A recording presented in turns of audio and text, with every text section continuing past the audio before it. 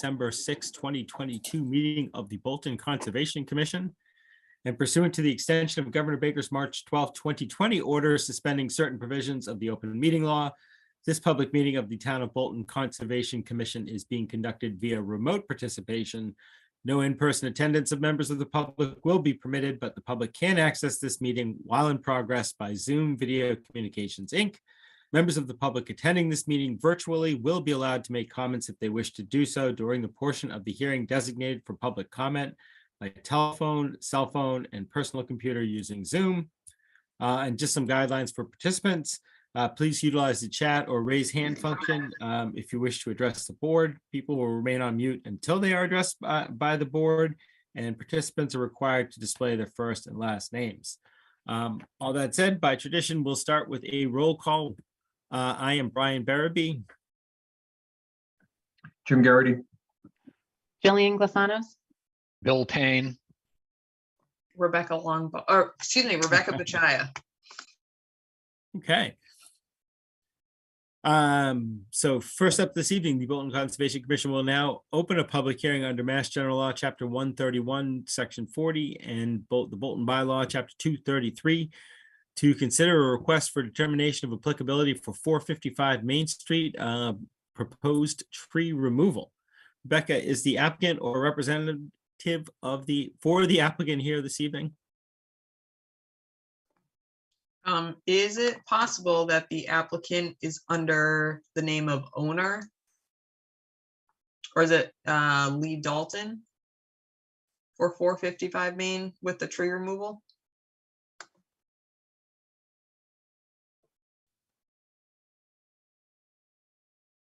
Hello? Okay.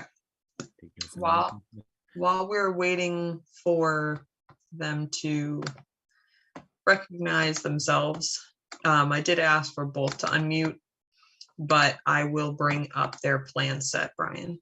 Okay, please.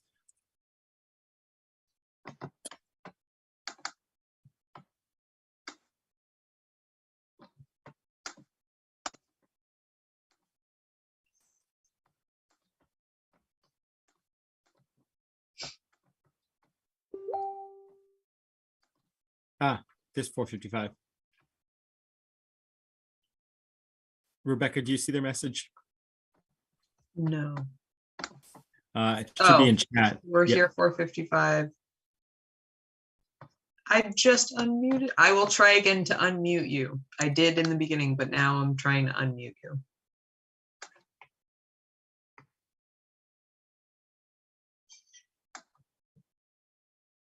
There should be something, a button on your screen.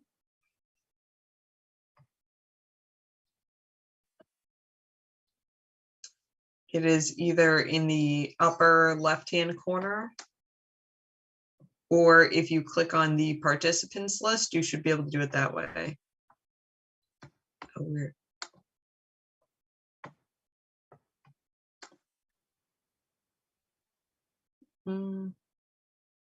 Ah, Oh, that worked. there you are. Sorry about that. There was a hidden dialogue that said I had to accept that it was being recorded. Gotcha. Yes, Sorry about that that. does happen. No worries. Mr. Chair, if you would like, since the applicant is present, would you like them to just walk through their proposal? Sure, if possible, if you could do that, Mr. Dawson.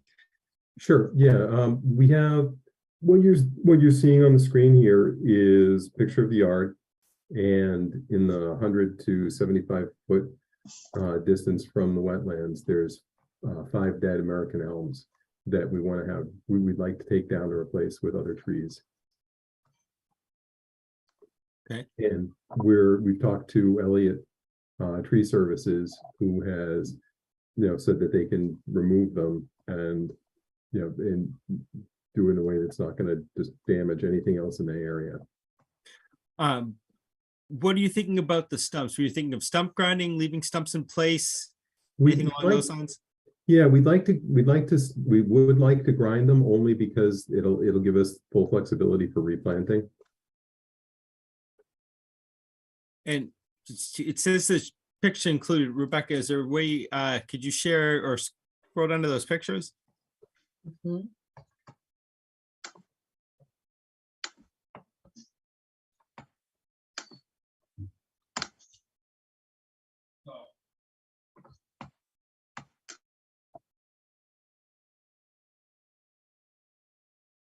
Yeah, so these are the trees from back in July. And they're surrounded by maintained lawn for the most part. Yeah, Yeah.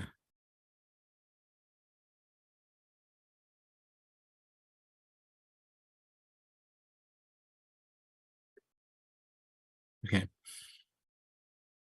And Rebecca, if you could scroll back up to the map. Sorry.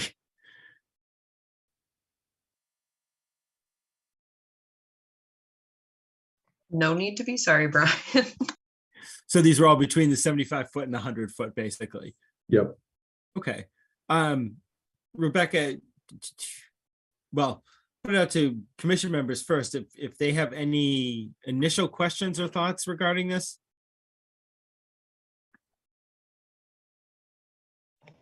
All of them were on the lawn side of the stone wall. Yep. Correct. Or one of them was right up against the stone wall, right? There's probably about a foot to a foot and a half gap between the stone wall and the base of the tree. Okay, And he knows that when Graham Elliott from Elliott Tree, he knows that we actually really do like the rock wall and we don't want anything to happen to that.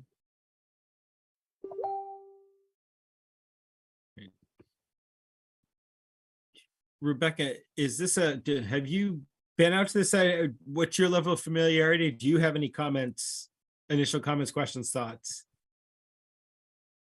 I have not been out to the site. I would like to see the site, to be honest, and where the trees are. The plan is extremely helpful, so I appreciate that it's been annotated on the plans. The plan shows the wetland resource area, but in particular, the reason why I'd like to go out is to see basically the extent of lawn and what's actually there, because that's going to tell me how long it's been lawn. Sometimes we see just over time that there has been encroachment. I'm not saying that's the case in this circumstance, but I do just want to make sure that that's not the case here. In addition to that, because the trees are dead, I don't have a significant problem with them being taken down. But I'm not seeing a need for stump grinding within that 100-foot buffer adjacent upland resource area. And the potential, as well as the commission typically asks for, to leave a snag versus taking the whole tree down. And I think that is mentioned in the estimate that you got from Elliott Tree regarding removing the hazard basically versus removing the entirety of the tree on at least one of those trees. So I'm aware that they at least acknowledge that that's an option too, the Elliott Tree company. Yeah. So those are just my comments, Brian. Okay. Yes, are there any members of the public here to comment on this evening?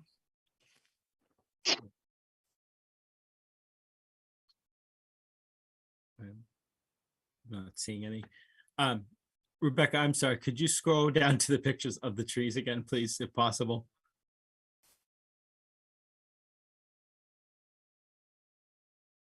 See some of the, all right, so I think the one on my right is the one Bill was referring to earlier that was kind of right up against the stone wall. It's those. Yeah, the one on the right picture, yeah. Yeah. How many trees was it total? It's 5. 5. All right, so it's 1, 2, okay. so you can see the 4 that are in the lawn and That that are- one up against the stone wall. Would you be willingly, I just want to ask you, would you think it would be practical if we did ask, especially the one up against the stone wall, to leave it as a snag, or in other words, where they'll cut it down, but they'll possibly leave it 6-8 feet up and just kind of let it rot naturally? It ends up being bird habitat, bug habitat for us. It's oftentimes what we'll do with trees in this situation is we'll look for a percentage of them to be left as snags. Yep. I can see where the existing lawn is right now. Would you be amenable to the one that's up against the stone wall being left as a snag if we allow the kind of the full removal of the other four? So yeah, we could, but one of the things in the picture on the very far left edge, Yep. there's the full, that's another dead American elm that's within 25 Okay. feet. We were gonna leave that one as is. Improve Okay. as additional habitat. Okay, Because we pretty much didn't want to touch that one. all right. Which is, it still kind of puts us where we would, normally if we had 6 trees, we'd usually ask you to snag 2 of them. I was saying one because I see how the others are kind of in the center. So if you were leaving that one, would you be willing to, and again, it's, they can usually cut it and just kind of leave it at about 6-8 feet, something along those lines. Yep. So Or at least not to stump grind it out, but go ahead, what were you gonna say? No, well, I was gonna ask if the normal is 2 to 6, would it be Yeah. possible to get rid of the habit of that tree that's closer to the water? And maybe leave it up higher? Because we could take it up higher. Because it's far and away, we didn't really care about the branches falling, Yep. but it does kind of pose a bit of a hazard to us and the dogs. So I mean, if we could take that off at if we could do that somewhere where you're saying create a snag, we could create a snag at like the main branching of the trunk, plus the one that's over against the wall. Would that be okay? Personally, I think that would be fine. I'm curious if other commission members have strong thoughts, feelings. No, I think that would be fine. And Rebecca, do you have strong thoughts, feelings on a plan such as that? I do have some thoughts. Okay, So when I'm looking at these trees, whether it's because they're dead or again, I haven't been out to the site and I'm not proposing a site visit or anything like that, but from the image that's here, I'm looking at buttressed roots. So that's characteristic typically of some sort of wetland indicator along here. The area is lawn, so there's no other indicators here. So I'm throwing that out there because the commission seems to be for, which is fine, removing the 4 dead trees that are here, potentially stump grinding as well. Then they're asking you to keep the one that's up against and on the edge of your property, removing the branches, which is the hazard, keeping it as a snag. And that's what you have proposed. But now you're also adding in a tree that's within the 25-foot no disturb area, saying we can remove that or keep that as a snag, which again, if the commission wants to grant that, that is fine. But I just want to put this in a perspective as far as where we are jurisdictionally and what's being proposed and what's the perceived give and take versus the actual give and take on the ground there from again, the commission's jurisdiction versus the lawn area. Rebecca brings up a really good point there, Lee, and oftentimes I'd say maybe we should come out and just take a look in the field and to see exactly what we're proposing, which we could absolutely do this time. But we are probably not going to meet for another month until the beginning of January. So I didn't want to hold up the project that long if it was a safety removal or something along those lines. If we're looking at just the 6 trees that are pictured here, where the one in the back left remains, we snag the one up against the stone wall here, and those 4 get removed. If that was a plan, because that's something, and again, I'll put it to other commission members that we could probably agree to with the pictures and the maps that we've seen so far. If we're going to change up, we'd probably want to come out and take a look. I know I would want to come out and take a look. And Rebecca, also to your point, regardless of, and again, I'll put it to commission members too, what the determination is. If we put in conditions with the determination, one of them would probably be for you to go out and perform a site visit prior to the work beginning. Just to get you a chance to get out there and to take a look and kind of see what had been going on. But do other commission members kind of understand what I was Okay. just proposing, and does that would that kind of make sense to individuals? Do you want to go out there necessarily? Are you comfortable with it from the pictures?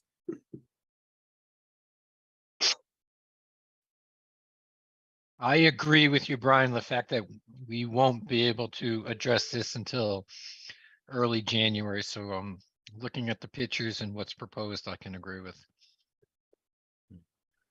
Does that make sense, Lee? So, I mean, actually, I Go mean, ahead. yeah, I mean, I was gonna go off of what you were saying before, which is until this meeting, we didn't know that the one tree on the left could actually be dealt with, which is why we wanted to just leave it because it's far enough away. So Yep.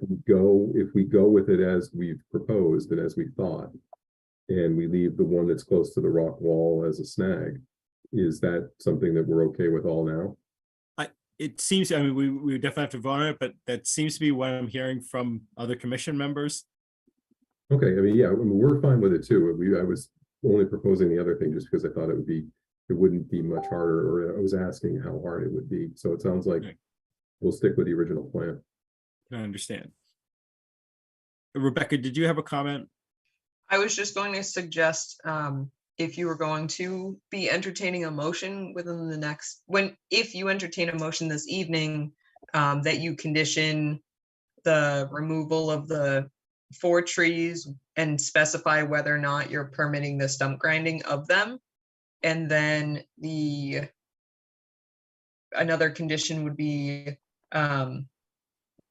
removing the branches, but leaving the tree against the stone wall as an 8-foot snag, and then leaving the 6th tree as is within the 25-foot no disturb area. Okay, And I would identify the 4 trees to be removed and then the 8-foot snag at the start of those 2 conditions. I would suggest identifying them as being within the basically the area of that resource area. So beyond the 75-foot wetland offset line shown on the plans.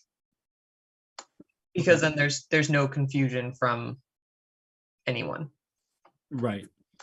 I will try to say all of this, and we will see if we can't get it in. But before that, commission members comfortable with all of that? Anything add, change? Yeah, sounds good.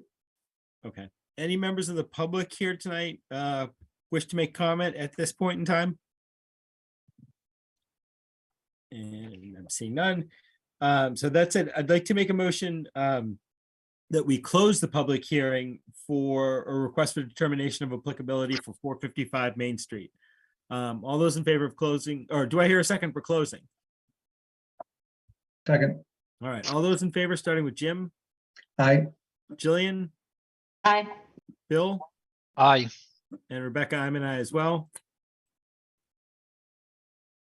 I'd like to make a motion that we issue a -3 determination for 455 Main Street with the following conditions.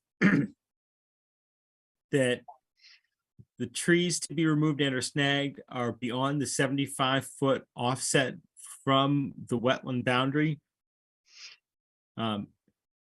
4 trees that were discussed at this evening's meeting in the center of the area that we're primarily discussing to be removed can also have associated stump grinding with them. The other 2 trees discussed this evening, one that was inside the that was originally proposed just to stand as is, that it be allowed to stand as is, and that the tree discussed this evening up against the stone wall be left to remain at a 6 to 8 foot snag. And that a site visit is conducted by the town's conservation agent before work begins. Right. Do I hear a second for all of that? Second. All right, all those in favor, starting with Jim, Aye. Jillian, Aye. Bill, Aye. and Rebecca, I'm an aye as well. Thank you. Who had the second on that? I couldn't differentiate between Bill and Jim. Jillian. That was Jillian on that one. Oh my gosh. I'm sorry. That's okay. As I sit here drinking tea with honey, it's okay. Me too. I understand.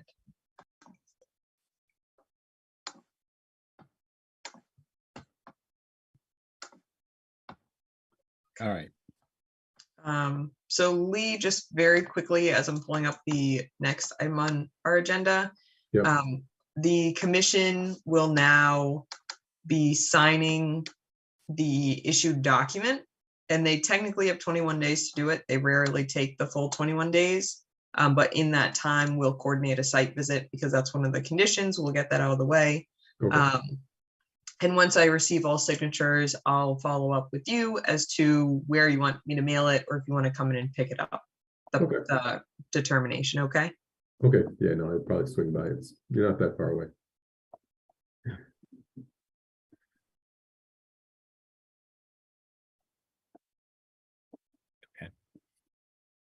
All right, Rebecca, are you ready to continue? Okay.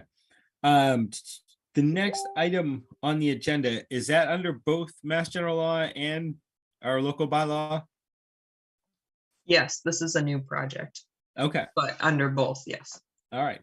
In that case, the Bolton Conservation Commission will now open a public hearing under Mass General Law, Chapter 131, Section 40, and the Bolton Bylaw, Chapter 233, to discuss a notice of intent for map 2.C parcel 16 on South Bolton Road, proposed construction of a subdivision roadway and stormwater infrastructure. Rebecca, is the applicant or a representative for the applicant with us here this evening? Yes, I believe they're both here. We have Brian Miliski.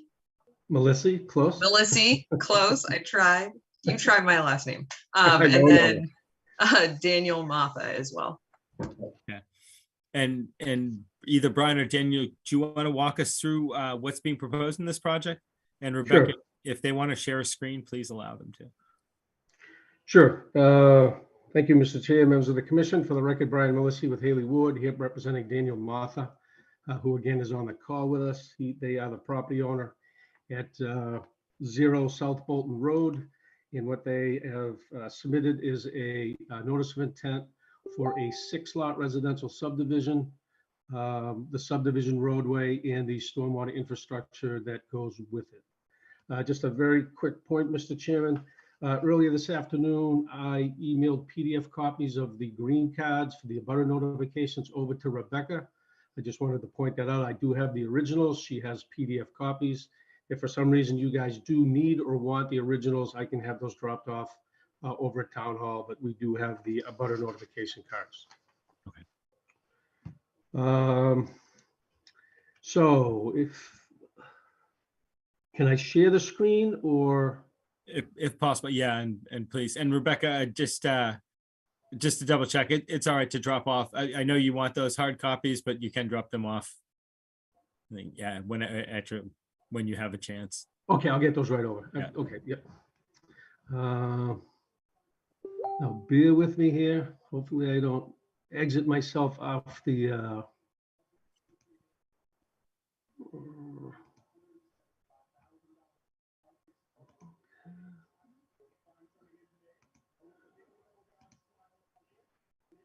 trying to grab my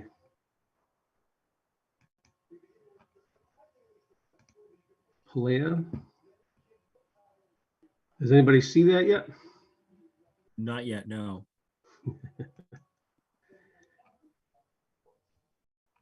Why?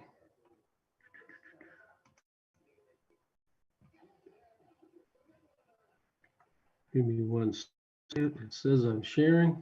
Yep. You got it? You are indeed, yes. I'm Ah. looking at the map, yeah. Can you see my cursor? Yes. Perfect. So this is just it's the index sheet for the property, kind of at a larger scale so we can see what's going on. South Bolton Road is located to the bottom of the page, or Plan South down here. The property is kind of a long, thin piece of property. It contains approximately 30.8 acres. And what we are proposing to do is to develop 6 residential building lots under a FOSBIRD or a farming open space plan residential development. The project has been submitted to the Bolton Planning Board, both in the preliminary stage. We received the preliminary approval for the FOSBIRD, and we are now currently in front of them for the definitive subdivision. And I believe we're probably about 95% through that process, waiting for some comments from the tree warden, from what I understand. This project is a buffer zone only project. We do not encroach or fill on any of the wetland resource areas. The plans consist of existing conditions plans, as well as design plans. The large shaded area or hatched area, the property has quite a bit of a natural heritage associated with it. If you can follow my cursor, this dashed line, heavy dashed line here, everything to the South Bolton Road side of that line is outside of the natural heritage. The rest of the property is contained within it. We have opened up a filing with MISA. They have reviewed it. They are still looking at it. However, I think, Rebecca, you should have a copy of a letter from Natural Heritage saying that they've received a copy of the notice of intent per code. And they've ruled that as far as the Wetlands Protection Act is concerned, there is no take. However, from the Endangered Species Act, we do have to have a taking plan associated with it. Brian Butler of Oxbow Associates has been dealing with that and handling with that. I do have I don't know if I gave it to you, Rebecca, we do have a copy of the filing that we sent to them. We can make that available to the commission if you'd like. The project itself, again, has about it's a dead end roadway here, about 328 lineal feet of new roadway with a detention basin associated for the stormwater area here. There are 6 individual lots, 2 kind of off the cul-de-sac down here, lot 1 and lot 6. The remaining lots are up along the easterly side here. Over to the right of this page is the Century Mill project, our subdivision that you guys are probably very familiar with. Yep. From the wetland standpoint, and I apologize for jumping around, there is an isolated wetland here that we show the 100-foot buffer zone. And then along mostly the westerly side of the property, there's a fairly extensive wetland system. There's a couple of vernal pools associated with that wetland system, and they're either right on the property line or just over the other side of the property line. However, we don't really go anywhere near that side with any of the development. Plan kind of gets very busy. The 100-foot buffer zone is located here.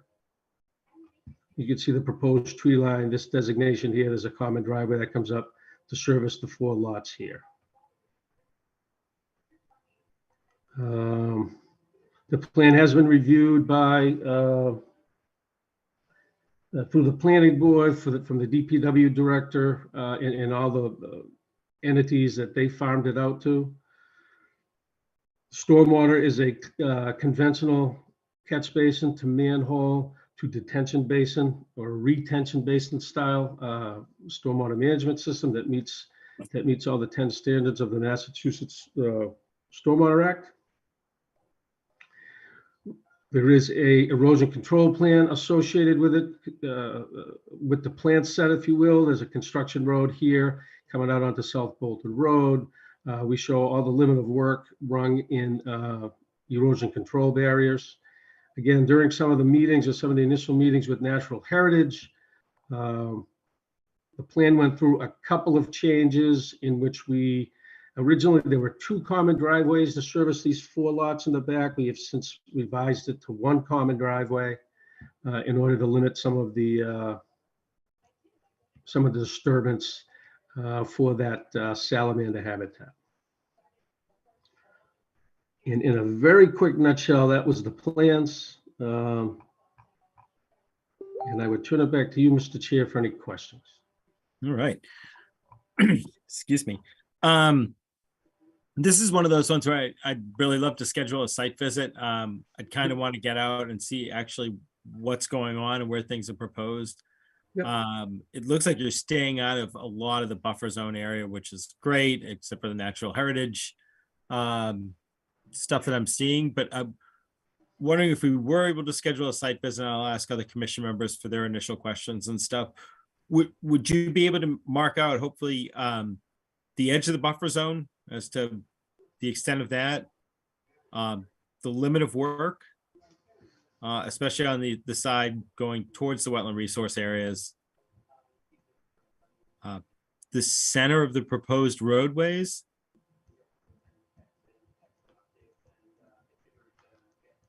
and I would say at the very least, the housing box for house number 6, or it doesn't have to be exact. I don't know. I'm sure there's not exact plans for the house yet, but an estimated housing box. I think, is it 6 that I'm looking at? It's on the kind of left-hand side of the screen down towards, right? So I know all the other ones are kind of set up in a way, and if we see the center line of the road, we can kind of figure where they'll be. But I'd like to get an idea on 6. I think after going out and taking a look, I may have more questions, but I think you've kind of explained as far as where I'm saying what it is you're proposing to do. I just kind of want to see how that lays out in the field. Sure. See if I would have additional questions.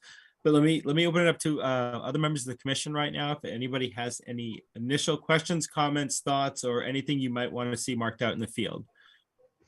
Brian, if I'm looking at one of the maps correctly, it looks like lot 2 and lot 1 have those kind of isolated wetlands in them. So understanding where the house and septic would be there, I think is reasonable since there's those isolated wetlands. Yep. Okay.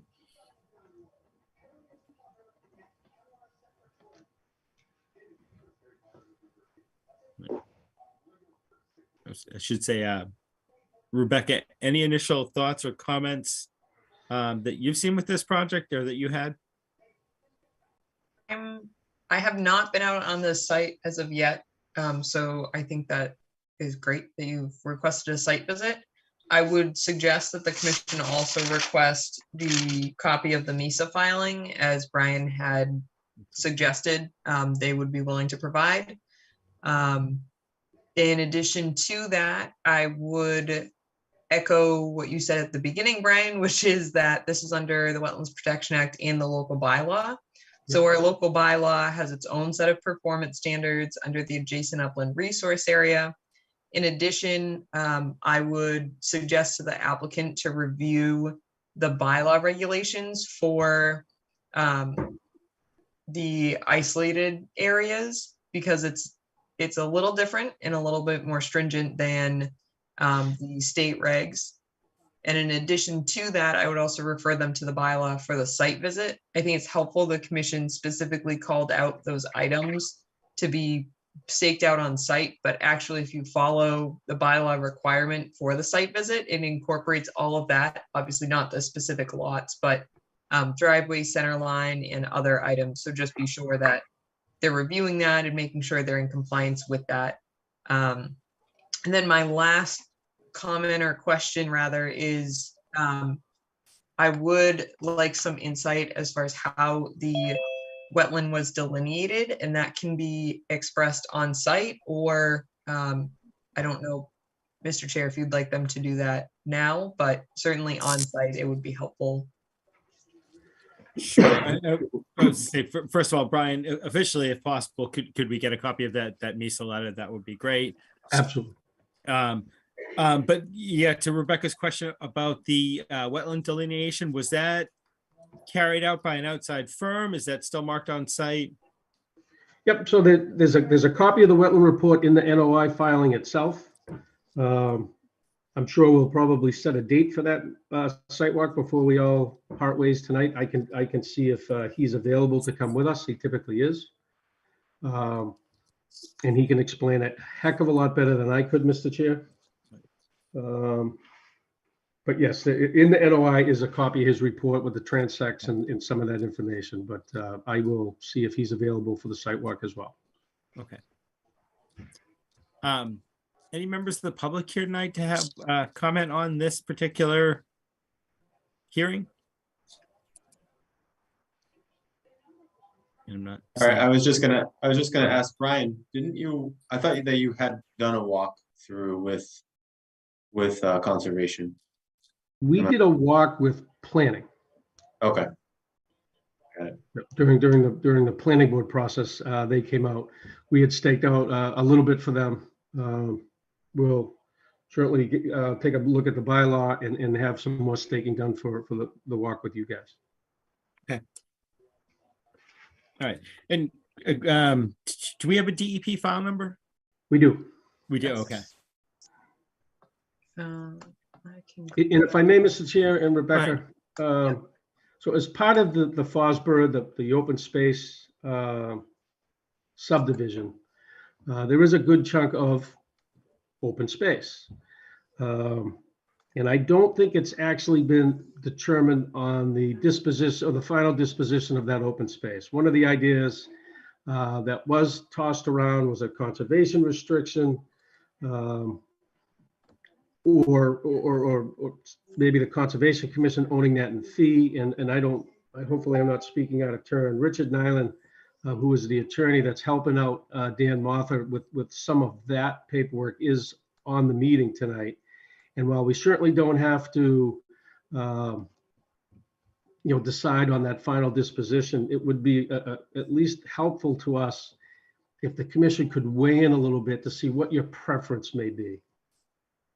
Whether you want to get involved in it at all, whether you want it to stay with a homeowners association, whether you want to stay with the planning board, or if it's something that the Conservation Commission would entertain.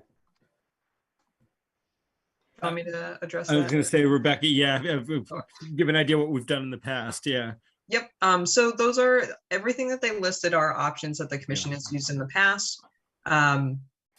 I will say, I think one project tried to keep it under a homeowners association, and for again, I'm not an attorney, but for a legal reason, they were unable to do that without an additional conservation restriction over it. So there had to be, and I'm sure your attorney can explain that too as well, but that's the short answer. The longer answer is I would not at this time suggest that the commission provide an answer to that regarding whether or not they're going to entertain this specific property in open space until we see the parcel. And the reason why is because any property that the town of Bolton through the Conservation Commission oversees and maintains, there's a process. It's not very lengthy, but we go out, do a site visit, we look to see if it meets the various goals that the categories that we have to review these parcels by, and then see that it meets the needs of the town under those goals. Just to express that, but I think once we do the site visit, maybe at the next meeting, the commission can weigh in a little bit more on that. That would be my answer anyway. But we have certainly held property in fee. We've held conservation restrictions. And we've partnered with the local land trust, and we've partnered with regional trust, and then private owners or HOAs as well with a restriction over it or an APR. So those are all at a high level potential. Brian, I believe Richard Nyland has his hand I was raised. going to say, I see there. Yeah. If you could unmute him. Richard, So you have a question? Go ahead. Yeah, so good evening, Chip Nyland on behalf of the applicant. I think you've covered most of it. I think the reason we wanted to raise it is the preliminary approval from the planning board suggested that the decision as to whether it's in fee or a CR should be made by the planning board, the conservation commission, the recreation committee, and others. And I don't think that conversation has been initiated yet. And we thought, my experience is in most instances, the conservation commission's one that drives that discussion because you're the one that has, the statutory authority to be able to hold property. The reason that an HOA can't hold it is because that would be a deed restriction, which is only good for 30 years.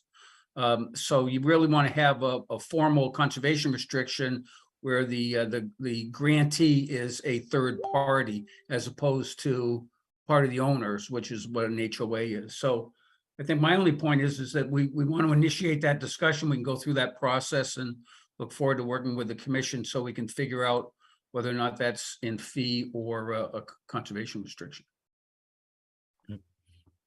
I was to say, well, to Rebecca's point, we'll get out there for the site visit first, take a look and see what we're actually dealing with. But Rebecca, if possible, between now and then, can you just start to coordinate with the other departments in town?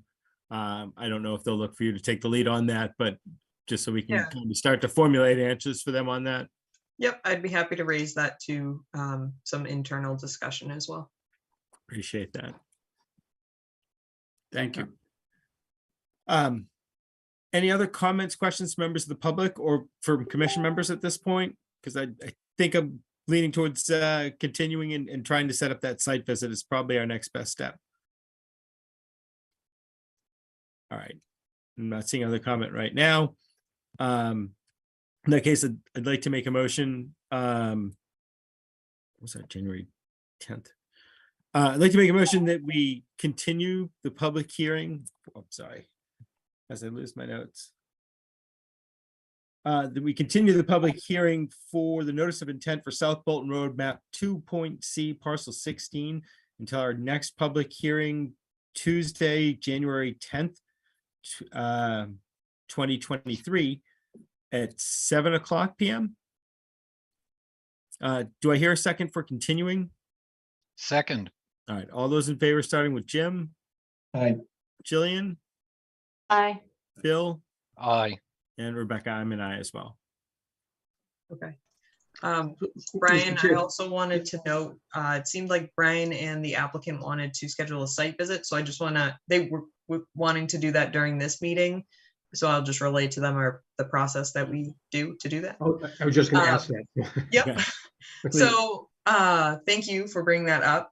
Basically, after this meeting, individually, commission members will reach out to me. I'll propose to them a couple dates that I'm available because typically they do want me on the site visit. If they don't, that's fine too. And then they will respond back individually with their availability. And at which time I will take that, because obviously I'll look to see what the common denominator is, and then I will send that to you and propose that as a site visit. The good news is maybe not good news for you, but you will most likely have a few dates to choose from, even amongst the holidays. So you should be hearing from me by the end of this week regarding scheduling that site visit. Perfect. Yeah, because we'd obviously like to try to get that out of the way before, dare I say, any weather comes. There's no Arctic here scheduled for the next couple of weeks anyway. But yeah, whenever we could do it, we'll make ourselves available. And obviously, we just need a little bit of time to go get some of that stakeout done. We work better to a deadline. So when and if I know when that's going to be, we'll make sure we have everything ready to go for you guys. And again, I'll be there for I can be your tour guide. Excellent. All right, thank you. Thank you. Thank you. I appreciate your time. All right, guys, have a good night. You as well. Excuse me, Rebecca, are you ready to continue? Yes. Am I is the question. Okay. The Bolton Conservation Commission will now open a public hearing under Mass General Law, Chapter 131, Section 40, and the Bolton Bylaw, Chapter 233, to consider a notice of intent for 642 Main Street, proposed replacement of a septic system.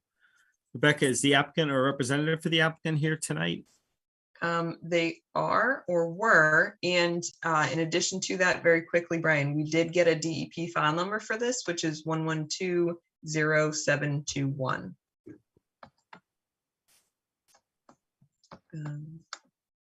And we have Dwayne Henry present, Dan Wolf, who is the applicant's representative. And I believe that's it for their team this evening. Do either Dwayne or Dan want to give us a quick rundown on what's proposed? And Rebecca, if you would allow him to share his screen, if he would like. Dan, I'll leave that up to you. Okay, good evening. My name is Dan Wolf with David Ross Associates, and we're here to discuss number 642 Main Street. This is the Parsonage House, which is just one lot to the west of where the Bolton Bean is. So about halfway between Town Hall and the Bolton Bean. Rebecca, thank you for posting that. I continue to prove myself computer illiterate, so I appreciate you putting that up there. This is a septic system upgrade for the existing home, and we were quite limited in the space that we could work with. We've got a well on the right side of the house that's shown there, and the 100-foot arc away from that well put us more than halfway through the halfway point of the lot. We've also got the wetlands shown in the back and the right side there, and the 100-foot buffer zone extends again, only leaving a small portion up near the existing garage that is not in the buffer zone. And so with that, we tried to strike a balance between the offset to the well as well as offsets to the wetland themselves. And so we are asking the Board of Health for some waivers to try to get us away from the well far enough that makes them happy. And we're coming before you to try to show that we've kept away from the wetlands as much as possible. So what Rebecca has just very nicely colored up here is the wetlands in green in the back, the 100-foot buffer zone in blue that only leaves that top corner near the garage. And then the purple line there is the floodplain, which has been shown on maps to be at our elevation 98.1 right through there. So the septic system proposal itself does not intersect with the floodplain. So we did not incur any sort of need for replication there. But the fill associated with the system does come to about 25 feet from the wetlands, and the system itself is 50 feet from the wetlands. And yes, that was just colored there as the 25 and the 50.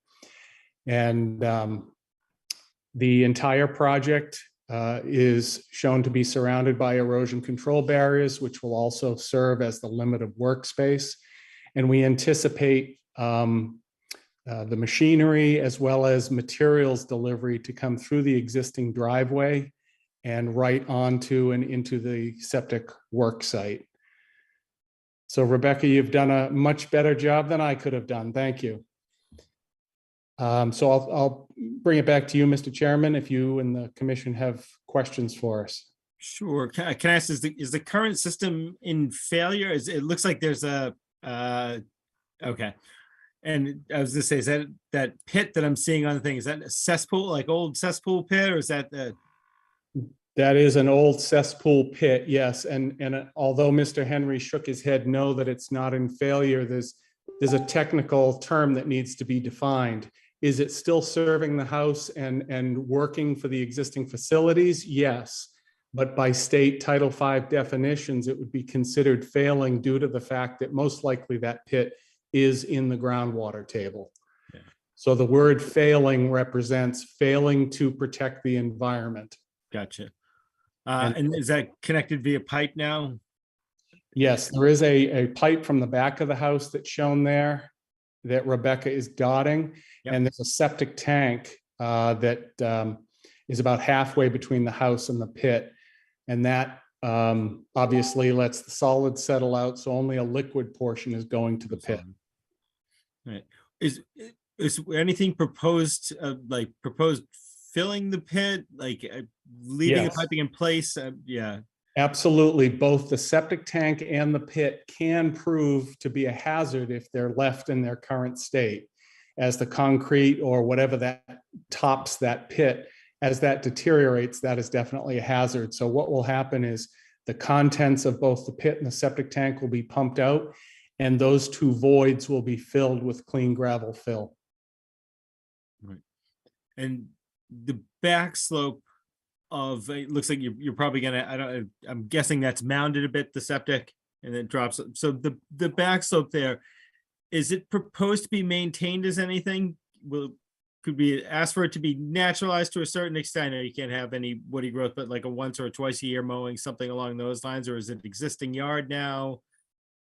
Yeah, I would imagine that, well, I'll have Mr. Henry answer that question. The current status of that yard area, is that a brushy area, or is that an established lawn? Sort of in between.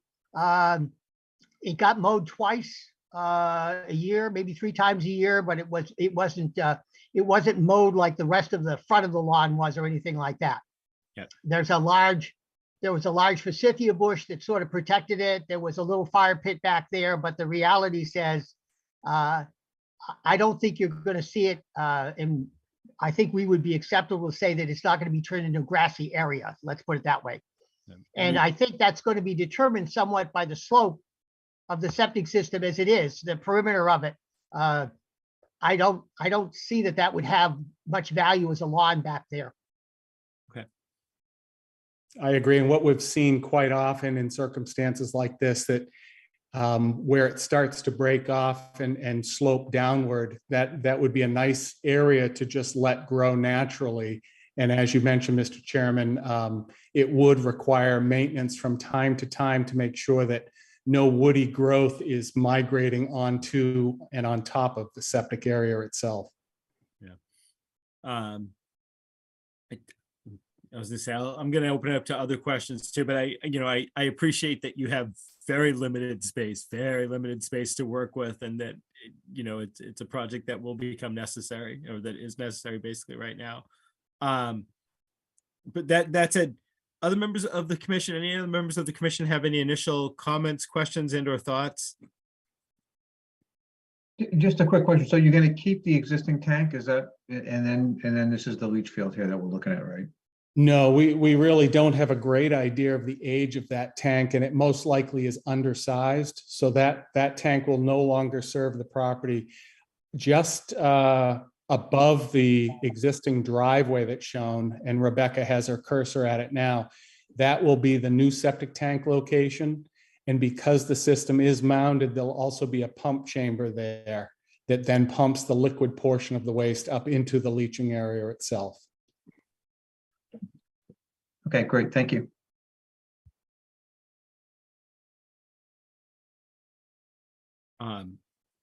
Rebecca, do you have any initial comments, thoughts, questions? I do. I have not been out to the site myself. I've driven by it, so I'm familiar with it. I am always, I think, happy to see cesspools taken out of resource areas. I have not reviewed the delineation on site, and where the back of the yard, I think, is fairly gradual slope into, very small, but gradual slope into the resource area. I think that would be mindful to just confirm, at least at the rear there. But I think, again, as I mentioned before, talking about the bylaw and the Wetlands Protection Act, the bylaw is a little bit more strict on this, and just making sure that the applicant is proposing mitigation. And I think, Brian, you were getting to that a little bit there, talking about what the slope's going to be afterwards. Is there area that may be able to be naturalized, even though understanding that the site is relatively tight? And then same thing, proximity to the well and understanding the need to be offset from that, as also that's, I guess, the things that I'm looking at when I am seeing a tight site in really close proximity to the resource area. They do have a little bit of room to work with compared with other sites that we've seen that quite literally have none. But it seems like they are, like I said, working with what they have, and they've considered other ways of configuring the septic on site in proximity to the resource area. But I guess that would be the two things, is the mitigation and then just reviewing the delineation on site. Any members of the public here tonight have to comment or have questions? I'm not seeing any. All right. That said, I'll put it to the commission again afterwards, but Dan, would you be willing to entertain a site visit? I know I want to get Rebecca out to the site, but I think commission members wouldn't be bad if we were to go out and take a look. Again, I'll poll everyone to see if there's any outstanding questions. Again, I recognize you really have a tight area with where you're working, and as Rebecca alluded to, I was kind of looking at ideas for mitigation, ways in which we can make it work and do it like with a slight mitigation depending. Would you be all right if we scheduled a site visit and continued until our next hearing? That's fine with me. Mr. Henry, you agree? The site visit's fine. The question I guess I have, I heard the fact that you might not be meeting again in December, and I'm obviously thinking of the snow and trying to get this system in before we get snowed on. The good part, maybe the discussion, I have not seen a tree that needs to come down, so that doesn't seem to be an issue. But I would love to put the wattle around and get the silt barrier in. And I have briars growing on the left-hand side that are fairly significant. I'd like to take a hand trimmer in there and take them down before I put the wattle in, but I haven't gone forward on any of that yet. Rebecca said that I needed to clear it with you. The same thing is with the well. I need to, by the Board of Health, I need to encase the well. It's below ground, and they've given me what I need to buy and everything, but that means I have to get a mini backhoe in to do it. It's 43 inches deep. Wow. I think, and again, I'll run this by Rebecca too and other commission members. I think it would be okay if you wanted to start to put in a wattle and erosion control, and to do it basically through this, that, we're having a public meeting, we're discussing it tonight. I can poll the commission to see if it's okay to start putting those in place now, as proposed on the map this evening. Rebecca, I know that's something we really haven't done in the past. Do you think it would cause a specific problem in this instance? Again, I haven't been out on the site, but I do drive by the site all the time. I do have some idea of where it is, and just looking at what's proposed for erosion control, I don't know that it would hurt. And I would think this is a project that we will somehow find a way to condition, just because of the necessity of a septic system here. Is it something we could do? Have I given you? You are always able, you and the commissioner are always able to do what you choose within the bylaw and Wetlands Protection Act, of course, and permit what you will. I'm always hesitant, as you're aware, to let one site do something that we may not want another site to do, unfortunately. But in addition to that, I will say, because the area is primarily lawn or lightly maintained space, I've less concern in the outer 100-foot area. My main concern, though, is where we haven't reviewed the wetland delineation yet. And again, it's a gradual slope.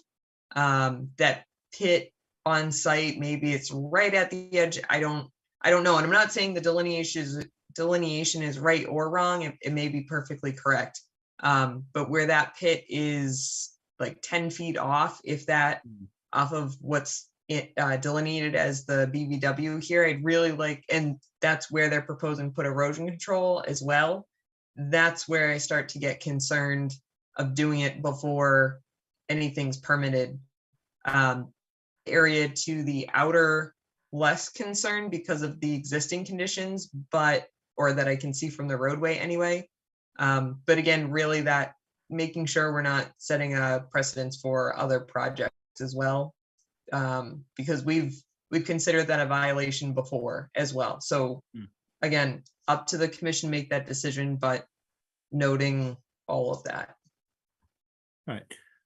Could we, in theory, leave it open or discuss tonight, possibly put it to a roll call where we leave that decision to when we do a site visit? In other words, if we have a chance to get out in the field, at that point, can we agree to certain erosion controls? If, based on the discussions we've already had this evening, knowing that if we were comfortable with what we saw in the field, we could allow them to start the placement of erosion control barriers prior to our next public hearing. You can do that, but you'd have to do a roll call. I would not suggest doing that, but if you feel strongly about it, you can certainly do a roll call, but it would be a contingent roll call vote because you will not be making, or I would highly suggest not making decisions in the field. Yeah. One, because if you don't have a quorum, it's not a decision by the commission and you can't be doing that. And two, if you did want, we could, if we get a quorum that we know is going to be present on the site visit, we can post the site visit as a public meeting, and then you can make decisions at that time. However, that also opens it up to other input components, which again is fine if that's the way the commission would like to handle it, but it adds some technical difficulties as well to make sure everything's documented, everything's posted, and the fact that we do all that and then get a quorum, and with the holidays, I'm not sure. So it's seemingly an easy question, Brian, but I'm just throwing all the. I knew it was going to be more implications at you, complex than I wanted unfortunately. it to be. Yeah. All right. So, so that said, Dwayne, we probably can't really approve much before we have a chance to come out and do a site visit. But Rebecca, you were talking about basically your chief concern was I don't want to say the back end of the property, but the closest to the wetland erosion controls. That some of the side ones or the ones that weren't abutting the back of the property, I think it would be fine if you put those in now, just knowing that we may ask you to move them after a site visit if we determine they need to go somewhere else. But I think you'll be fine doing those according to your map and the plans that we see before us if you wanted to get started on that. Yeah, if I go could, ahead. Please. let me see if I'm interpreting this correctly. And if I'm asking for too much, by all means, tell me that. It's about 2 weeks for me to get the wattle down here. I'm perfectly willing to get it on order and put it in the garage. So that's not a problem. And then I'm perfectly willing to do the side that's on the left-hand side where the briars are and stay away from that southern part. If I get half of it laid down, and then that's, even if I don't stake it, the more I can get done, the better off we are. But definitely on that left-hand side of that diagram, I've got significant briars there that I'm not going to be able to lay wattle in there unless I chop it through with something. I don't need to go in the ground, but the reality is the briars are up above my waist. So I've got to cut some stuff in order to get in there. It's well marked, and certainly you can see the lot line, and that's very specific about where the wattle needs to go. I can certainly not do anything around the pit in case it needs to be moved, whatever the commission decides. And I can just do the left side, but I could still have, theoretically, if you wanted me to, have the wattle on site. And I could get it in the garage and have it there for when I get approval. And if that doesn't work, say so, it's fine. Go ahead, Rebecca. At the discretion of you. It sounds as though the chair would like to see the site, but ultimately I think you will, it sounds like there will be some back and forth, and the commission is willing to work with you to make sure that you're able to potentially upgrade your septic. And I'm saying it that way because I'm just collecting what has been stated so far. That being said, it's at your discretion to pre-order those erosion controls and have them on site, which isn't necessarily a bad thing for a future meeting when potentially the commission issues that permit. Does that make sense? From my point of view, yes. Okay. For mine as well. Thank you, Rebecca. Okay, so that said, wait, is it all right if we continue the hearing until our next public meeting, and in the interim, we will schedule a site visit to get out there and take a look? Do you have an idea when the next quote public meeting is? It will be January 10th. Ouch. And normally we're twice a month. It's just we've run into the holidays this month. It's one of the few times we're not doing 2 in a month, unfortunately. I am correct that although it's going to be more complicated, my understanding is that we can put a septic system in according to what I've been told by the Board of Health, that we can put the septic system in the winter. Possibly, if the Board of Health and contractors say so, we'd want to take a look. Sometimes we'll restrict things seasonally, but I don't know that we would in this case for any reason. But we'd want to kind of take a look in the field and would probably consider that. Okay, In a broad sense, I've seen septic system installed 12 months out of the year. It's solely dependent on weather conditions and the amount of frost in the ground. I'm pushing a little bit, but I don't have a choice here. I've got a well opened up that's 43 inches below the ground so they could see how deep it was. So this is on the right-hand side of the house. Yep. I don't want my well freezing. I'd like to put that plastic 40-inch round piece that goes down and goes over it and backfill it, which is not a big backhoe. That has to be a little one. I dug it down by hand, but I wouldn't be going in the wetland per se. I would come in right to the right-hand side of the lawn and come in by that porch as you see it there. Are you just maintaining your well Yes, that's existing? yes, absolutely. That's all I'm doing. I think that is generally covered. Go ahead, Rebecca. I think that's, yeah. So you're not asking for that as part, or I guess this is a question for Dan. Dan, that's not part of this current filing, correct? Where it is? That was not detailed. This is the first I've heard that any sort of Okay. work needs to be done there, but I think this is an appropriate venue that we could add that to our request, and Okay. that work be surrounded by erosion control over there on the right side of the house too. And I Okay, can thank certainly you- do that. Thank you for that clarification. Mr. Chair, what I would suggest with that is because I was also unaware that that was part of this.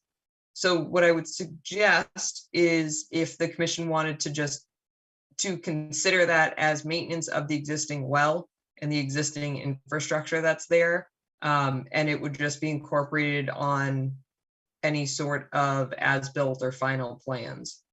Because if it's in the exact same location, you're just putting the casing back on.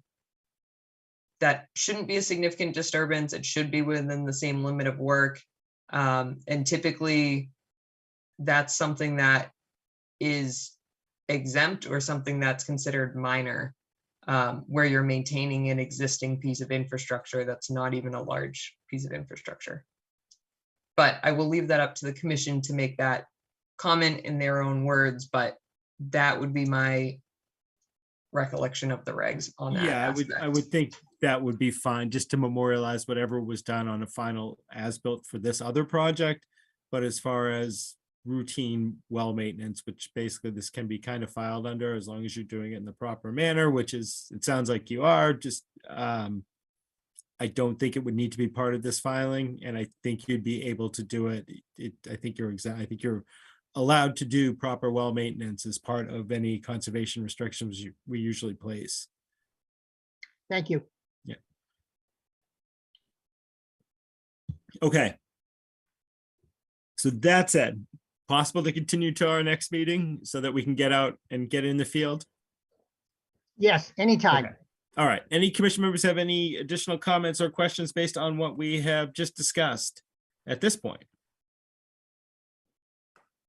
All right, seeing none.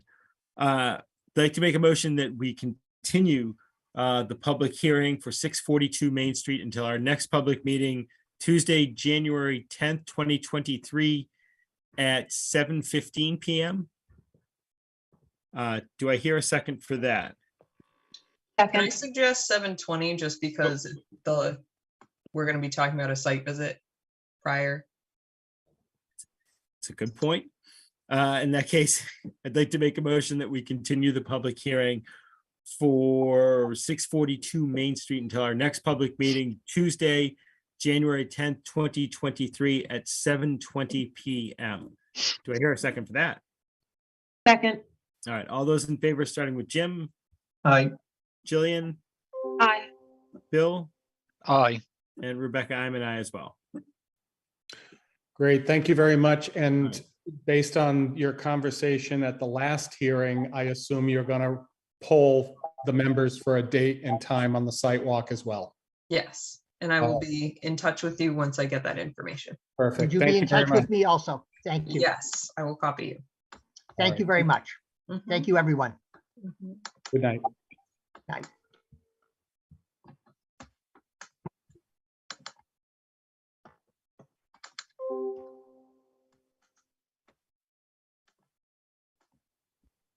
Right. Rebecca, are you ready to continue? I am. All right. Like it's the Bolton Conservation Commission will now continue the public hearing for 580 Main Street DEP file number 112-0719 under Mass General Law, Chapter 131, Section 40. Rebecca, is the applicant or representative for the applicant here this evening? Phil is here and present. He may want to provide, he did submit the plans that were requested with the revisions, the plans with the revisions as requested at the last meeting. So if you would like, he may be able to provide video this evening based on where I am at. But I'm happy to walk the commission through the changes that we were able to make in the last week since our hearing. I also, unfortunately, though, I don't have the ability to screen share given where I'm at. So, maybe we can muddle through without visuals, or unless the agent maybe has those available, if I could ask for some sharing in that regard. Thank you. Quite simply, we left with 3 open items to think about. The first one is we had a lengthy, healthy discussion last week regarding snow management on site. And your agent made note that one of the things we wanted to make sure happened is that the discussion on snow management, if you could pause on that second page, Rebecca, that would be great. In the upper left-hand corner is the memorialization of our notes regarding snow management, that it's limited to certain areas on site, and certainly the commitment that it has to be removed from the property using approved methods and go to an approved location.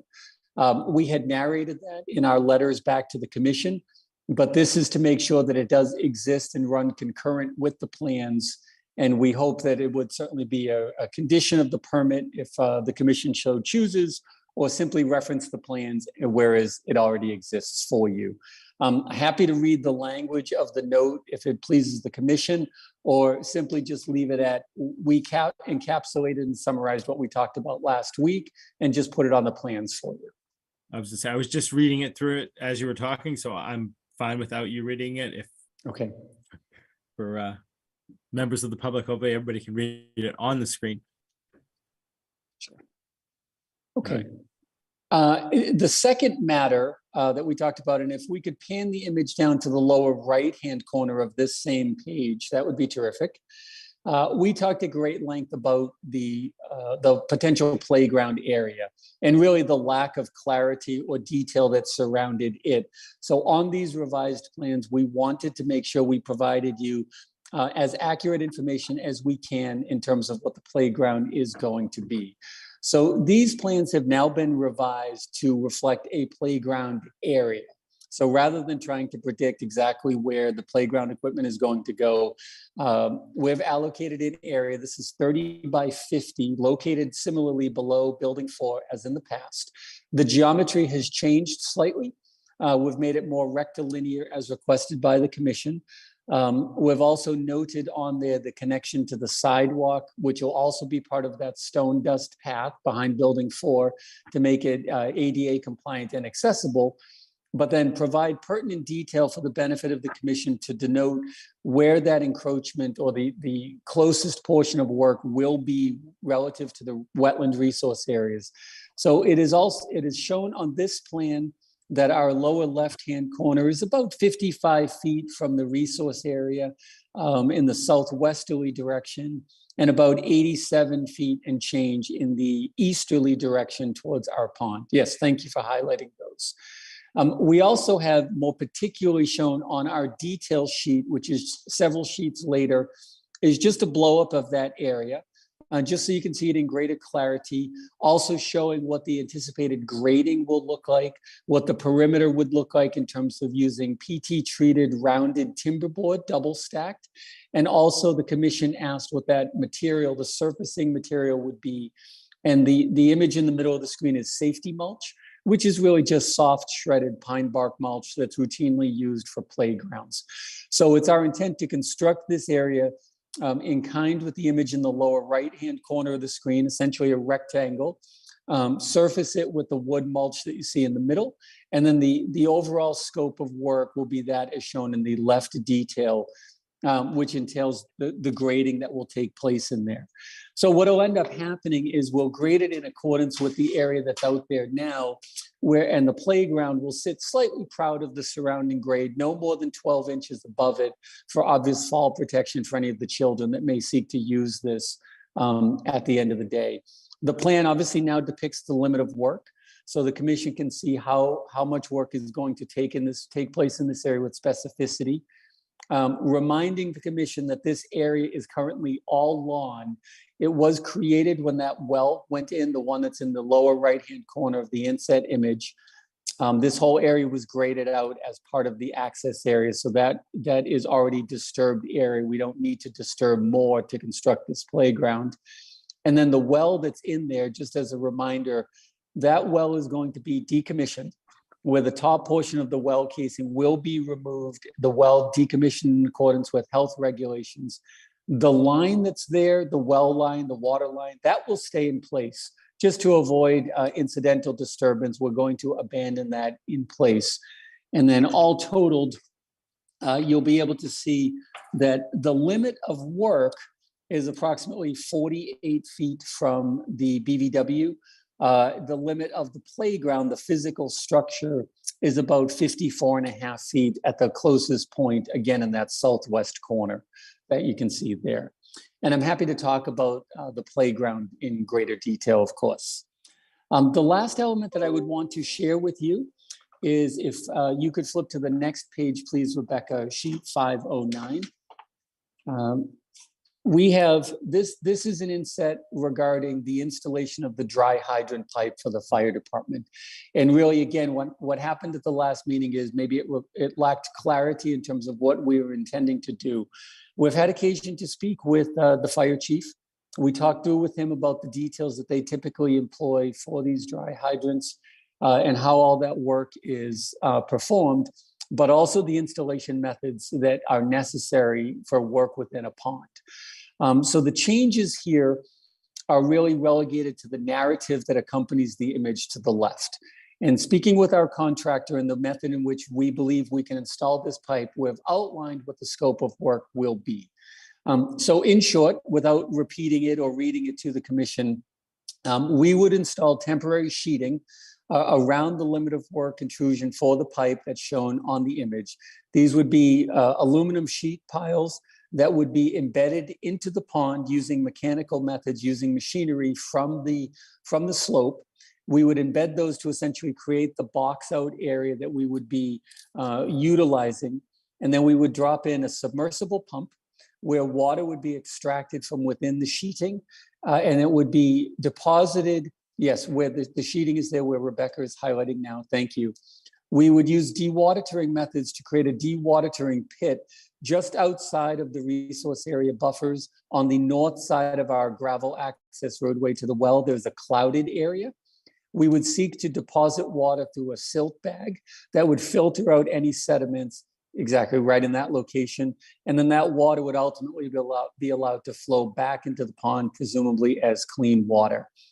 The installation methods of the pipe itself on the surface portion, on the landward portion, are actually going to be quite simple.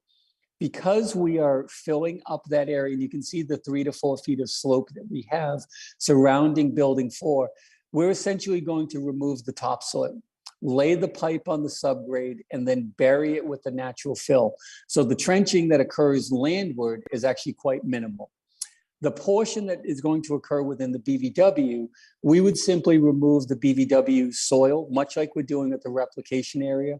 If there's any vegetation within there, we would set that aside as well. That area would be encapsulated by the sheeting that we would employ for the pond, be part of the dewatering efforts, and then allow us to lay that pipe. Once the pipe is laid, once the area is backfilled, we can then remove the submersible pump, remove the sheeting, and allow that water to simply repopulate within that area with minimal impact to the pond, in our opinion, and in the opinion of the contractor who would likely build this based on consultation with the client. Now, once the system is in place, one of the comments that came up is, how is that routinely maintained? And I went over this with the fire chief, that what they do is semi-yearly, so twice per year, the fire department will pull up to the dry hydrant. They will actually put water through the line to displace any accumulated sediment or algal growth that may appear on the screen within the water body. And then they would simply then draw water back through the hydrant to essentially purge the line. And that happens twice a year. It happens on a schedule essentially determined by the fire department, and the work is entirely performed by the fire department. But we do want you to be aware of it. And we would entertain, may suggest, if the commission ultimately were inclined to issue a permit on this application, that we can consider crafting a condition about notification of any such maintenance having come from the fire department or coordinated through the owner, the property manager, through the conservation agent, to make the commission aware that there's going to be some activity within the land under water body taking place, but it's part of the routine maintenance for the operations of their systems, which your bylaw allows, and also the Wetlands Protection Act allows. But we would go through the additional effort of making sure everybody is properly notified as soon as possible in advance of the work being performed, within our ability to also be plugged into the schedule that the fire chief will put into place for their routine maintenance. Quite frankly, I don't know when that occurs on their semi-annual basis, but we'll work with them as that project commences. Short of those three bulleted items, we did not make any additional changes to the plans, no geometry, no stormwater, nothing of those of that like. It was really just adding the additional detail, hopefully the additional clarity the commission is looking for on both the playground, the installation of the dry hydrant piping, and obviously our commitment relative to the snow management on site. And I'm happy to talk through any of these details in greater detail at the behest of the commission here this evening. So thank you. Thank you, Phil. No, I appreciate the level of detail you went into with the playground area and also with the dry hydrant. I know we couldn't get it exact, but I can see a lot more what's actually being proposed now. I just had some question with the snow removal. We'd had a question about possible snow fencing, or putting in a condition saying that snow fencing wouldn't be necessary at the start. Snow fencing wouldn't necessarily be necessary, and that we think it can be handled with the split rail fences, but we reserve the right to require snow rail fencing in the future if we see that that is not adequate. Was there anything put on about that? That's something that we can probably condition if we seek to approve.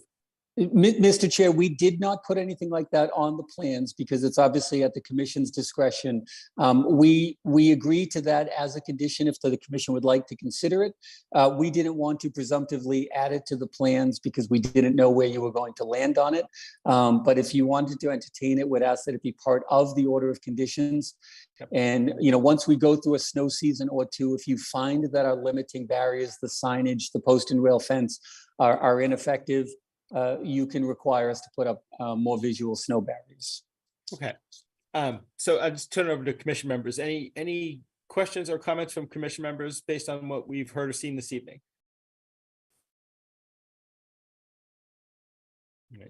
All right. Rebecca, I'd love to get your thoughts, if possible, on some more of the details we've seen this evening.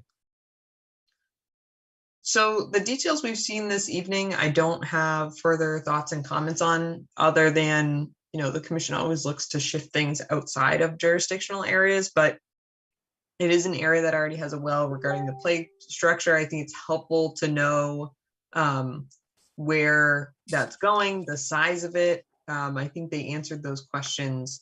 And then same thing with the dry hydrant. I appreciated that information as well. And I think that was right along with what was requested of them from the last meeting. I do have a couple questions though on some items we haven't addressed yet, if that's okay, Brian. Please, no. Okay. If you would. Thank you. So one of the questions that seems sort of minimal, and I feel like you have a very short and concise answer to it, so I was saving it until we address these other items, but the dog park. So is there any, and sorry if I didn't see it on the plans, is there anything that you are doing to maintain the dog poop? And not to be crude to say it any other way, dog droppings, but so this is something we deal with on some of our conservation properties as well. And we don't really have a good answer for it other than asking people to remove it, take it home with them. So where it's a dog park, it's an isolated area. I was just curious and wanting to note if you're having a dumpster or if you're having one of those, they make almost like a small septic system for that, just understanding where your maintenance of that is going to be on site and making sure it's outside of the commission's jurisdictional area. Yes, so very, very short answer. So we expect our residents to follow the rules of residency, which will include pick up after your pet. We will provide a dog bag stand at the dog park. So you've probably seen the pedestals. It will have waste bags available. It will also have a water fountain available for the pets. So we will ask the residents to pick it up. We anticipate that we will have a trash can there as well, but we also anticipate that they'll either use the trash can or, quite frankly, the dumpster that's right there for it. We obviously have very finite control over this area. It's not a public dog park. It's obviously employed only by our residents. So we might not have some of the same exposure that conservation lands do. We can force our people to pick up after their pet, and there can be repercussions if there are not. We don't want to go down a road of having the septic systems. We've seen sort of those collection tanks, and we've used them on other projects. It's not appropriate here, quite frankly, but we think we have a management solution to make sure the dog waste is not a problem. While we're there, you didn't ask the question, but I'm going to give you the answer. The other part of it is obviously urine waste. So we use special K9 turf, which has filtration media underneath it to help filter out the urine before it recharges to the groundwater. So the way urine is essentially treated is much like human waste. The more contact it has with the material and the media, it pulls out the bad stuff to allow the liquid element to continue down. We'll utilize that here as well for the dog park. Great, thank you. That was going to be my follow-up question. One step ahead. Which is perfect. My other question was in relation to this area here, which is currently, right here. So it's within the jurisdictional area, it's within the riverfront area, the 100-foot buffer, and it's currently a vegetated pathway, we'll call it, between the tree line. My question is that going to be maintained as such in the future? And if it is that something that will be a publicly accessible route, potentially through the property? And this is a comment in relation to crosstown trails that the commission uses, our open space and recreation plan that the commission has insights to, and just mentioning that now. I've mentioned in the past as part of our MVP program when you're going through the zoning board of appeals, but that is something that the commission oversees, obviously, our trails through conservation land. There is an adjacent town-owned parcel that does have a trail on it, And we'd also be looking to potentially make the existing trail that's been there for some time that actually wavers onto, I believe, the parcel slightly towards the rear at the back side of the wetland, off of where this is being developed, potentially having that be a more formal trail allowance to make sure that that stays in perpetuity. And of course, that has to go through the commission first, but that's just another comment while we're talking about sort of the other items as well. Sure. So I'll reiterate for the applicant, as you and I have talked offline, we're in support of trail connectivity. If we can offer that as opportunities for our residents, we believe it's an amenity and we would support it to the extent that we can be involved in it. So while we're not locking in on it right now, we can certainly have those discussions, and whatever comes of them, we'll work with the commission on it. In this specific area though, where you're highlighting, I can't commit to that because that will be on property that's actually going to be retained by Bolton Office Park. So the rights of crossing over there, we would need to involve Mr. O'Neill in those conversations and allow him to authorize those, which then connects up to our land. So we can certainly facilitate those discussions. We can have them collectively together, but I can't commit to that piece of land tonight. That's completely fine, and I appreciate that answer. I was bringing it up because I wasn't sure if that was an agreement that had already been reached. Just, again, a benefit to your potential future residents connecting over to that field area. So again, not being privy to conversations that occur between you and the other property owner, I figured I would bring that up. We appreciate it. We had a lot of other issues to go through. That wasn't one of them at the moment, but we'll put it on the agenda to talk about. Sure, thank you. And then we talked a little bit a bit in the past about your alteration within Riverfront area and basically what's existing and what is proposed and the square footage involved in each. And then bring it back to, you are proposing to fill 2 isolated areas. And then that's why you have the wetland replication area at here on this plan. Sorry. Yes, ma'am. Yes, ma'am. And then in terms of the riverfront area alterations, do you have those numbers in front of you by any chance? I forgot to bring them with me. I apologize that I don't have those numbers in front of me. I won't explain to the commission where I am. I'm in the bowels of a basement somewhere. I apologize for not having those. Nope, that's fine. I wasn't sure if you recalled those numbers. So the reason why I bring that up is as those are just some of my outstanding questions, as the commission is noting conditions that they'd be potentially be entertaining. It's just making sure that we're encompassing that as well and making sure that there's appropriate mitigation, or if things need to be shifted slightly, which you've already done quite a bit of shifting, which I'm sure the commission appreciates. Just making sure that we're incorporating that into any draft conditions. And then lastly, Rebecca, before you move, I'm just doing it real time with you, just a little back and forth. I apologize for interrupting. That's okay.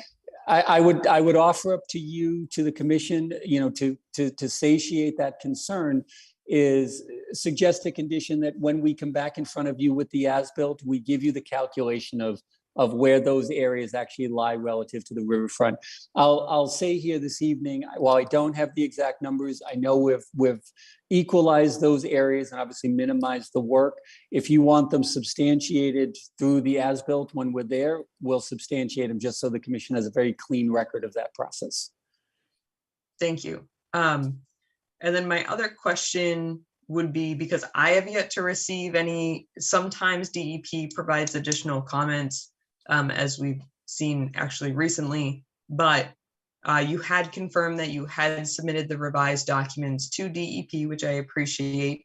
And I was curious, did they provide any additional comments to you when you had submitted those or not? No, ma'am, no additional comments. They have received everything that the commission has. Okay, great, thank you. Brian, I have no additional at this very moment.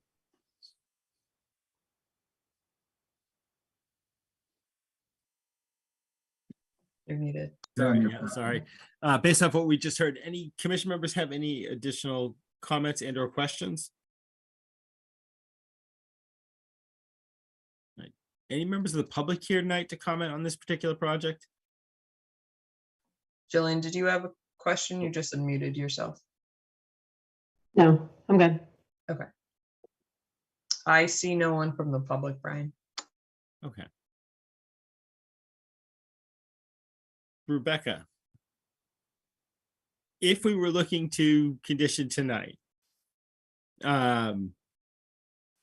basically we'd be approving the plans as amended and submitted at this evening's meeting. Can I stop you for a moment? Go ahead, please. No, go ahead. Because the extent of development on site, even though it's on a site that most of the area has been previously altered, I would suggest that you task me with drafting the order Yeah. and we vote at a follow-up meeting. Just because then the commission has time to review conditions. And then we can make sure that the correct plans are referenced in those conditions. If that's where you were going with that. Well, that was my initial thought. I was worried about time constraints. As long as the applicants are okay with us continuing, that is basically what I would say to do. We can talk about the one or two other things we'd want to see added, but I wouldn't be nothing added from the applicants. It would be us adding it into the order and then voting on the order at our next meeting. So we can actually get it all typed out and have a chance to look at it, make sure everybody's comfortable with the wording. But just let the applicant know with the holiday season, our next meeting is now January 10th. And if possible, would it be okay, Phil, for us to continue to the 10th, basically for the sole purposes of us writing out everything we've discussed, memorializing it, and then voting on it? And I'll put it out to other commission members too, to see if they have any outstanding questions, comments, anything they need to be added. But would you be all right with that, Phil? We're fine with it. We would propose, obviously, there's two forks in the road. One is we continue tonight, and then we appear back on January 10th, and then we can discuss the conditions. The alternate, I don't know, I think you could close the public hearing tonight, and then you enter into a decision phase where we'll be back on the 10th, and we can talk about conditions then too. I don't know if we'd have enough time to issue a condition though, because don't we have 14 days? I'm trying to think what Rebecca. I thought you have 21 days. We have 21 days. Okay. But Brian, to that point, yes, it does. Potentially, if we don't have a quorum next time, then it causes a problem. I'm not saying that, but I'm talking about worst case scenarios. Then it gets a little tight and could potentially cause problems on the back end, which we don't want.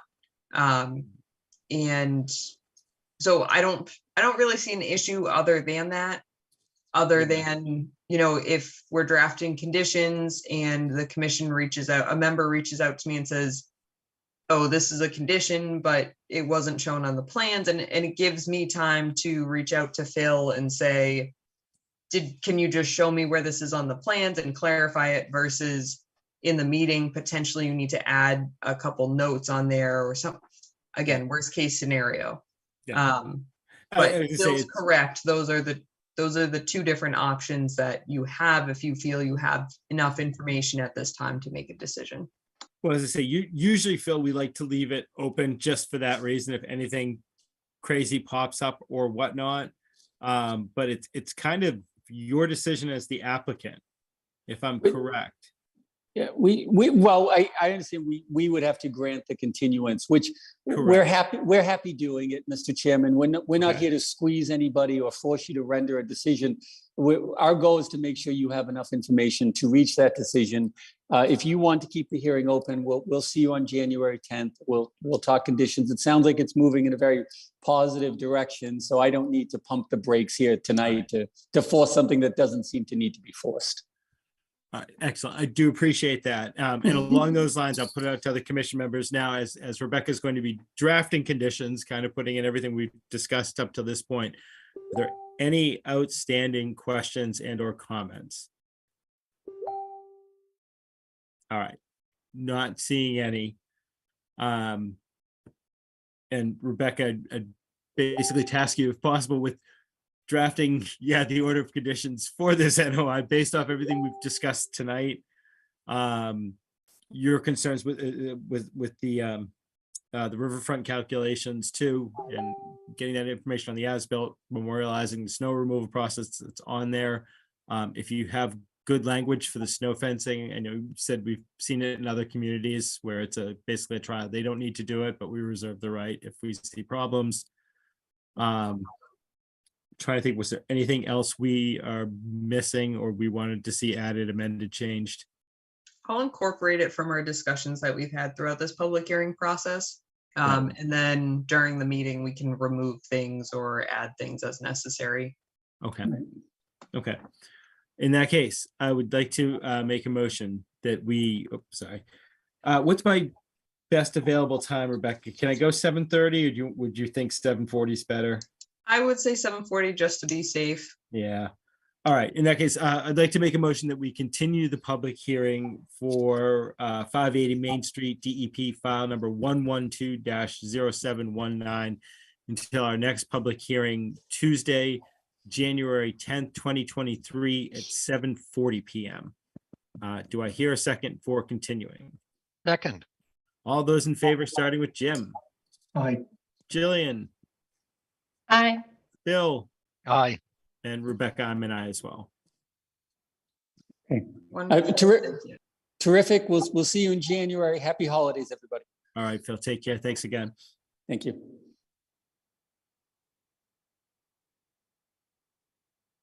All right. Rebecca, are you good to continue? All right. I do not need to open the hearing for a partial request for a partial COC, but or do I? No, it's just, yeah. In that case, Rebecca, could you give us an update on the request for a partial certificate of compliance for DEP file number 112-0636? Yes. Sorry, I'm just You're making fine. my notes. We do have the applicant's representative, Seth Donahoe, present, as well as the property manager, Austin DeSantis, I believe I saw on the call. We did conduct the site visit. So just a quick clarification point, the original request for certificate of compliance that was submitted to the commission, again, both were submitted in time for the meeting this evening. The original had noted a partial, and it was clarified that they are requesting a full certificate of compliance, not a partial. So there was just an administrative error on their side. That's been clarified, but just in case you saw a switch of the narrative letters or two narrative letters, that's why. Then we carried out a site visit. Both Seth Donahoe of Dillis and Roy and Austin DeSantis, the property manager, were on site. We walked the erosion control line, which is also the established limit of work as part of this project. And we reviewed some of the areas. So in the narrative letter, and I'll let Seth speak to those items, the house box for the single family home that was originally approved, it was actually the house that was actually built there is smaller in square footage than the boxes that were proposed in association with the septic system itself. Those have been pushed of probably 10, 20 feet away, I believe that's what it was, away from the resource area. So you may recall that this site was permitted for a single family home, septic, and well. Much of the site, if not all of the site, except a small sliver in the middle, is within jurisdictional area to the Conservation Commission.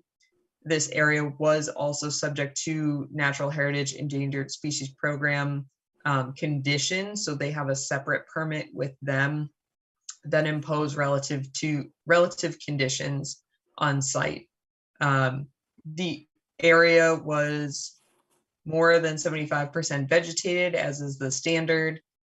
It's lawn within the limit of work. So the limit of work, if you follow my cursor, is this area here, which is the erosion control. And the questions that I had on site, there was a PVC pipe which has since been removed. It was just construction debris within this area here inside the limit of work. There was some sediment that had collected on the outer side of the erosion control that has been manually removed as well. This is one of the steepest slopes in proximity to the resource area. There was some erosion here previously. They have a split rail fence, which was required on site also to mark the limit of natural heritage endangered species area of maintenance is what I will term it as currently. And basically from the fence top of the slope where the driveway is down to the edge of this hashed area here, there was some erosion and some rilling that has since been stabilized. I could see potentially some overseeding would maybe help that if it stabilizes the top of the slope a little bit more as well. But again, it is more than 75% vegetated, which is required. And then the only outstanding item was that the erosion control is still there. And there are some gravel on either side of the driveway, just remnants from construction. So I will let the applicant speak to this or the representative, but there is a small depressional area here that collects water. And when we're talking on site, that was noted as maybe an area that they could put that material just as in a very small infiltration area. I don't know if that covered everything, Seth and Austin, or if you want to jump in. Oh, yeah, this is Seth Donahoe with Dillis and Roy. I think Rebecca summarized our site visit and the materials we submitted well. Just the highlights are really that they were allowed to build a much bigger house than what they actually ended up building. This house is a footprint is 1,300 square feet less impervious area on the site than what they could have done. And the site is stabilized. They started growing grass in August, watering it, and it's taken and hold, and it looks like it's going to continue that way. So Rebecca noted though, the only small thing was that there was a couple shovelfuls of road gravel on either side of the driveway. And we did talk on site that that could be translocated by hand to the uphill side, the south side of the driveway. And it won't really provide any infiltration, but it'll certainly intercept any runoff and allow it to go its way there. So there was really nothing that when we were doing our site inspections or as-built that stood out that needed to be corrected. And that's why we're before you for a full certificate of compliance, and we're hoping to get that so that they can get an occupancy permit on this. Rebecca, did you note any reason why we would not issue a certificate of compliance? I mean, I should talk about that, the small area of gravel that you're talking about removing, but other than that, all of the conditions been met as far as we can tell against the original order? As far as the permit I can't speak to natural heritage because that is a separate permit. I would suggest to the commission to include some ongoing conditions associated with that, leaving the split rail fence, limits of work, just memorializing that. But in terms of the conditions associated with this permit for the single family home, it was really minimal. This order of conditions was not highly detailed. So from that, I would say, yes, it's in compliance with what conditions are incorporated in that document. All right. Commission members have any comments, questions, or thoughts?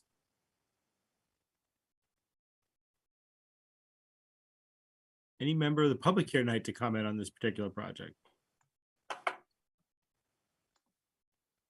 And again, I'm not seeing either. Rebecca, I'm just looking for good wording. If we were trying to memorialize the limit of work, though, I mean, is it the split rail fence is already, I mean, part of, the as-built base, well, will be part of the as-built. I mean, it's in place. It was. Yep. So I'm just trying to think of wording to memorialize some of that limit, as you were saying, and again, I understand they still need to get their order from MISA, basically. I would just, in the conditions, if you're considering the full COC, I would consider the ongoing conditions of the limit of work, or excuse me, not even the limit of work. I would just establish that the split rail fence is to stay in place in perpetuity. Yep. It can be replaced in kind if repairs are necessary, obviously. And just incorporating that the NHESP condition shall be incorporated in perpetuity as well.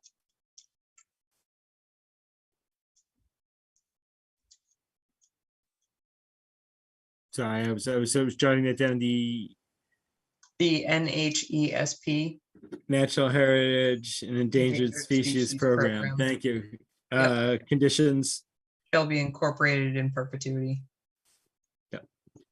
And that, I mean, as far as, again, there's no other conditions we can carry over from the order of conditions because Yep. we can't add new. So that is what I would suggest, unless the commission has any other conditions that they want to include from the existing order in perpetuity.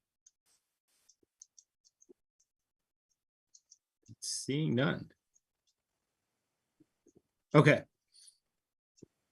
In that case, I'd like to make a motion. Hold on one second. I'd like to make a motion that we issue a certificate of compliance for Still River Road, DEP file number 112-0636 with the following ongoing conditions.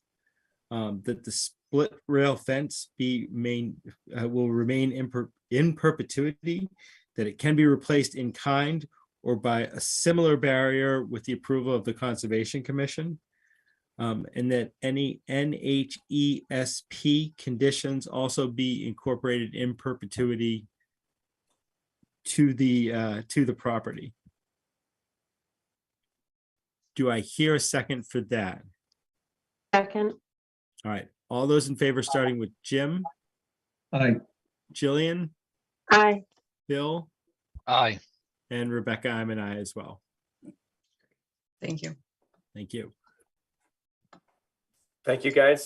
Have a pleasant right. evening and happy holidays. Thanks to You you as as well. well. Sir. Take care.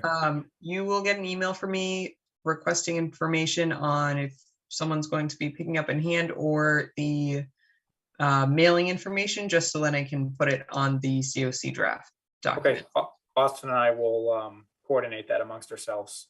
Okay, great. Thank you. Thank you. Good night. See you. All right. Commission members, did everybody have a chance to look through our November 29th meeting minutes? And if so, any edits, corrections, revisions? And if not, does anybody need any more time to read through the November 29th meeting minutes? Seeing none, I'd like to make a motion that we approve the minutes for our November 29th, 2022 meeting as drafted and submitted at this evening's meeting. Do I hear a second for that? Second. All right, all those in favor, starting with Jim, Aye. Jillian, Aye. Bill, Aye. and Rebecca, I'm an aye as well. Thank you. Can someone, I was writing notes down the conditions when we seconded the last item for the request for COC. Who had the second? I did. Jillian. Thank you, Jillian. It's always you today. Do you want me to run through the updates, Brian? That would be fantastic, Rebecca. Okay, I will touch base quick on the enforcement order update. Oh, yeah. The only item for that, we're actually going to table that at the request of the applicant, if you would be so kind to do.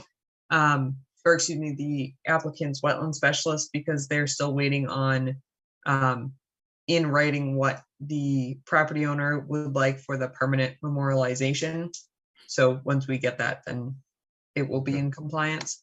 And then we are still in the initiation phase, as I've stated. I have the meeting with the Mass Trails grant for our Bolton Trails Connectivity Improvement Project tomorrow. And then hopefully in the near future, we'll be addressing contract documents. That's my hope anyway. And then you'll be receiving more updated information and some correspondence for carrying out some of that work, coordinating some calendar events. Then we have the MVP project, our Lawns and Landscapes Task Group, which I was on before this meeting. And that is going very well. We're going to be coordinating site visits for this spring. In addition to that, I was also asked among some of our team members to be presenting on this project at the MACC conference. So I encourage you to attend if not for other reasons.